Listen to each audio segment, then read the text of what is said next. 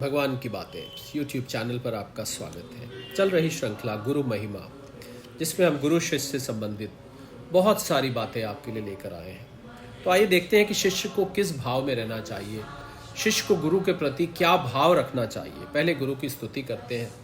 गुरुर् ब्रह्मा गुरुर्विष्णु गुरुर्देव महेश्वरा गुरुर साक्षात परब्रह्म तस्मै श्री गुरुवे नमः, तस्मै श्री गुरुवे नमः। तो गुरु के साथ, जिसको हम हिंदी में तादतम्य कहते हैं, अगर स्थापित करना है तो शिष्य को स्वयं के उनके प्रति पूर्ण रूप से समर्पित करना होगा। जब आप अपने आप को पूर्णतः समर्पित करते हैं तो आप गुरु उसमें पूर्णतया विलीन हो जाते हैं। संपूर्ण समर्पण में ही आध्यात्मिक जीवन की समस्त समस्याओं का समाधान निहित है। तब आपके लिए किसी आसन, प्राणायाम, क्रिया योग के अभ्यास की आवश्यकता नहीं रह जाती, क्योंकि आपका तो अस्तित्व भी समाप्त हो गया है। इसलिए अभ्यास करेगा कौन? अनकंडीशनल सरेंडर, कोई शर्त ना हो गुरु के प्रति समर्पण की। ऐसा समर्पण कैसे संभव होता है? कोई साधक समर्पण के लक्ष्य तक कैसे पहुंच सकता है? वास्तव में समर्पण की कोई विधि, कोई पद्धति नहीं है। समर्पण के मार्ग पर समर्पण ही एकमात्र विधि है। वो खुद ही अपने आप में एक विधि है। अन्य मार्गों पर चलने की अनेक विधियां और टेक्निक्स हैं। अपनी प्रगति हेतु आपको इन विधियों एवं टेक्निक्स को अपनाना पड़ता है। आप इन पद्धतियों द्वारा अपनी शक्ति को परिचालित एवं संतुलित करने में और करने का प्रयास भी करते हैं, किंतु समर्पण के मार्ग पर किसी प्रयास की आवश्यकता नहीं होती। या तो खुद ब खुद स्वर्थ होता है या फिर एकदम नहीं होता। जो ही आप समर्पण की कोई टेक्निक अपनाते हैं, ये समर्पण नहीं रह जाता, वो डेलिब्रेट नहीं हो सकता, क्योंकि तब आप एक आवरण, एक धोखा निर्मित कर लेते हैं और जिस क्षण आप एक कपट रच लेते हैं, आप अनुभव से अलग हो जाते हैं। आप समर्पण की प्रक्रिया में पूर्ण रूप से लीन नहीं हो पाते। टेक्निक्स का उपयोग करने से आपका एक भिन्न व्यक्तित्व कायम रहता है, किंतु संपूर्ण समर्पण की स्थिति में आपका व्यक्तित्व पूरी तरह से नष्ट हो जाता है। जैसे ही आप स्वयं से प्रश्न करते हैं कि मैं कैसे समर्पण करूं, आप समर्पण के उद्देश्य को ही अर्थहीन बना देते हैं। आप अपने आप से यह प्रश्न कैसे कर सकते हैं कि मैं कैसे प्रेम करूं? या तो प्रेम होगा या नहीं होगा। आप स्वयं को प्रेम करने की ट्रेनिंग नहीं दे सकते। प्रेम स्वयं हो जाता है। प्रेम वो है जो हो जाए, बाद में पता चलता है। तो ये एक नैसर्गिक, निरंतर जारी रहने वाली प्रक्रिया है। प्रेम का अर्थ है पूरी तरह से खुला, सर्वथा सुमेघ होना। सच्चे प्रेम में ऐसी कोई भी सुरक्षा व्यवस्था नहीं होती जिसमें आप चिपके रहें। आपको प्रेम के लिए सर्वस्व न्यौछावर कर देना ही पड़ेगा। तो समर्पण के साथ भी यही बात है। प्रेम और समर्पण में बहुत गहरा संबंध है, ये साथ साथ चलते हैं। उनमें ये अस्तित्व होता है, उनमें बल्कि दोनों का सह अस्तित्व होता है, ये भी कह सकते हैं। जहाँ प्रेम है वहाँ समर्पण है। हम सोचते हैं कि हम एक दूसरे से प्रेम करते हैं, हम अपने मित्रों, माता पिता, पति या पत्नी से प्रेम करते हैं, किंतु क्या वहाँ पूर्ण समर्पण है? जिस व्यक्ति के प्रति आपने स्वयं को समर्पित कर दिया है, क्या उसके सामने आपका अस्तित्व पूरी तरह समाप्त हो गया है? और अगर नहीं, तो आपका प्रेम शर्तों या सीमाओं से युक्त है, तो ये प्रेम हो ही नहीं सकता। तो गुरु के साथ अपने संबंध के बारे में भी शिष्य, ऐसा देखा जाता है, धोखे में रहता है।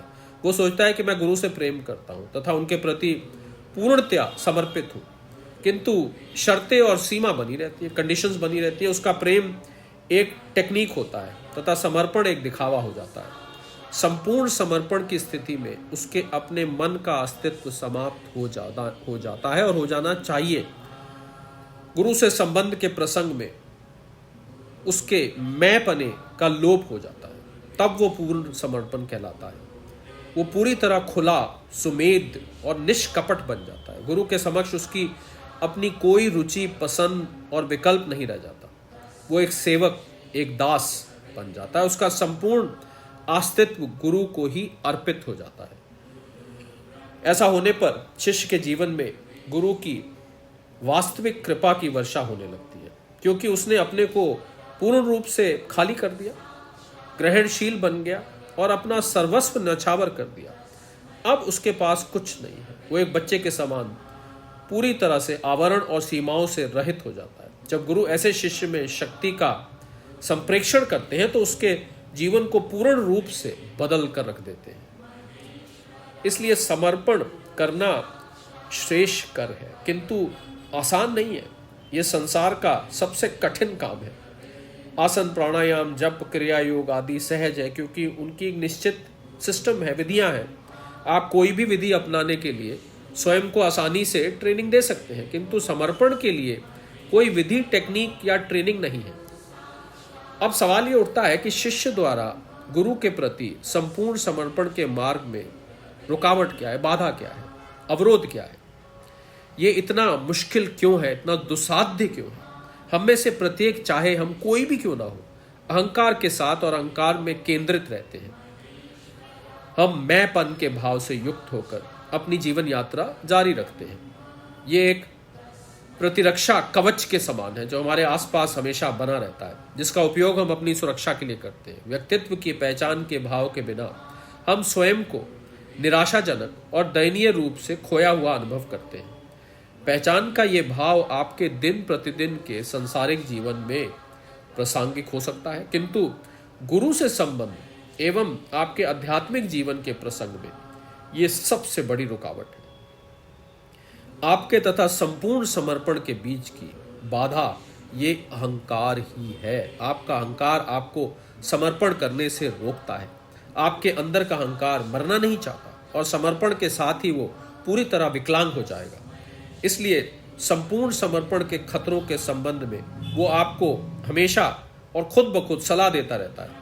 और चूंकि आप मैंपन के भाव से बहुत मदहोश और पूरी तरह से मोहित रहते हैं, इसलिए आपका अहंकार आपको पराभूत करने में सफल हो जाता है। आप उसके सामने समर्पण कर देते हैं। इसलिए गुरु के प्रति समर्पण तथा आपके अपने अहंकार के प्रति समर्पण के भावों के बीच निरंतर एक लड़ाई, एक संघर्ष चलता रहता है। किंतु यदि आप अपने अंदर की इस प्रतिरक्षा व्यवस्था के प्रति सजग और अहंकार के क्रियाकलापों के प्रति सचेत हो सके तो ये खुद विघटित और विखंडित होने लगेगा। ये अपने आप हटने लगेगा, टूटने लगेगा, क्योंकि जो ही आप किसी समस्या पर अपनी सजगता को केंद्रित करते हैं उसका अपने आप समाधान होने लगता है। सतता, सजगता के द्वारा आप में अंतर्निहित अहंकार सिस्टमैटिक तरीके से अधिक दुर्बल हो जाता है। और यदि आप इस बात के प्रति बहुत अलर्ट रहें कि अहंकार को सशक्त होने का कोई अवसर ना मिले, तो एक दिन आपको ऐसा एक्सपीरियंस होगा कि आप अस्तित्व विहीन हो गए हैं। जैसे ही आप अनुभव करेंगे कि मैं नहीं हूं, आप पूरी तरह समर्पित हो जाएंगे। समर्पण तभी होता है जब आप अहंकार के क्षेत्र का अतिक्रमण कर देते हैं। जब आप स्वयं को गुरु को समर्पित करते हैं तो आप एक घाटी, एक शून्य स्थान, एक जैसे बहुत अगाध कोई बड़ी जगह है और बड़ी खाई के समान हो जाते हैं। आप गहराई प्राप्त करते हैं, ऊंचाई नहीं। इस समर्पण का अनुभव अनेक प्रकार से हो सकता है। गुरु आपके अंदर प्रकट होने लगते हैं, उनकी शक्ति आप में प्रवाहित होने लगती है। गुरु की शक्ति तो निरंतर प्रवाहित हो ही रही है, किंतु उसे प्राप्त करने के लिए आपको एक गर्भ, एक छात्र बनना होगा। आपको नीचे उतरना होगा, झुकना होगा। यदि आप उनसे ऊपर रहेंगे तो प्रवाहित होती हुई ये शक्ति आप तक नहीं पहुंच सकेगी, आप इसे प्राप्त नहीं कर सकेंगे। इसलिए गुरु के सम्मुख नतमस्तक रहिए। तो आज इस कैप्सूल में इतना ही रखेंगे। अगले कैप्सूल में इसी चर्चा को थोड़ा और विस्तार से, थोड़ा और आगे बढ़ाएंगे कि गुरु के प्रति शिष्य का क्या भाव रहे, क्या वो उसके अंदर का अहंकार या समर्पण ना करने की भावना बाधा बनती है, कैसे बनती है। थोड़ा सा और इस पे चर्चा करेंगे अगले कैप्सूल में। तब तक के लिए भगवान की बातें YouTube चैनल पर इस चल रही श्रृंखला गुरु महिमा में आपको सादर प्रणाम।